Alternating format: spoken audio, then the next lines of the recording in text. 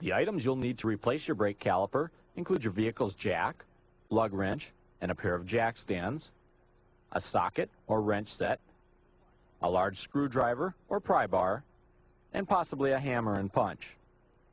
On some GM, Ford, and import applications, you might also need a hex or Torx bit socket for caliper removal. And of course, you'll need the replacement caliper, mounting hardware, and possibly a new set of disc brake pads. First, park your vehicle on level ground and block the tires on the opposite end of the vehicle from where you'll be working. Raise the vehicle with the jack and support it with jack stands. Remove the wheel, making sure to mark its position to retain balance during reinstallation. Now loosen the clamp on the top of the master cylinder. This will allow room for return of any brake fluid into the master cylinder. To remove the caliper, the first step is to remove the mounting hardware. First, turn the front rotor so you can easier access the caliper mounting hardware. A method widely used on General Motors and some Ford vehicles requires the removal of long mounting bolts for caliper removal. Often this requires the use of a special hex bit or Torx bit socket as shown. Another method of caliper removal used on many Ford vehicles requires the removal of a key retaining bolt, and then with a hammer and punch, drive out the key and support spring.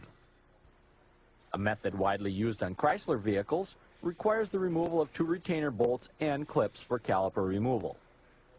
For a detailed explanation of caliper removal on your vehicle, we suggest you refer to an automotive service manual. Next, remove the brake line from the caliper. In our case, it was held in place with 1 mounting bolt. Place a drip pan underneath the area you'll be working to catch the excess fluid that will drip from the line. With the old caliper removed, use a file or coarse sandpaper to clean the caliper mounting surfaces. It is critical these surfaces are clean and free from corrosion, as the new caliper must slide on these surfaces for proper braking. Then set the new caliper in its mounting position and reinstall the flexible brake line. Be sure to get the small copper washer in place between the line and the caliper itself and tighten the line securely. Lift the caliper off from its mounting, install the brake pads, and set the caliper back in place. Now's a good time to replace your brake pads if they're getting worn down. Next, clean and install the caliper mounting hardware. If the hardware is excessively corroded or damaged, replace it. Now gently pump the brake pedal to help seat the new caliper piston against the pads. The last step is to bleed the brakes. The easiest method is a 2-person manual bleeding system. Here's how.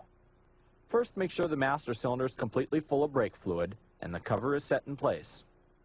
Then have one person gently pump the brake pedal until light pressure is felt and hold the pedal in the down position.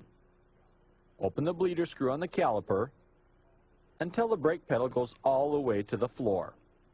Close the bleeder while holding the brake pedal down and repeat this procedure until all the air is out of the system and a firm brake pedal is felt.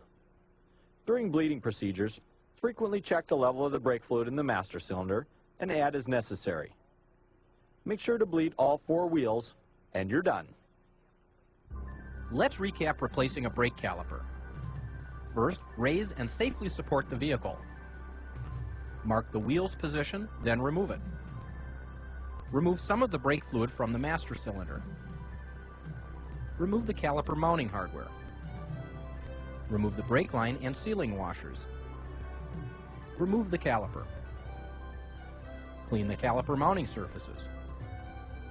Attach the brake line to the new caliper and install the brake pads. Position the caliper and install the mounting hardware. Finally, pump the brake pedal to seat the pads and then bleed the air from the system.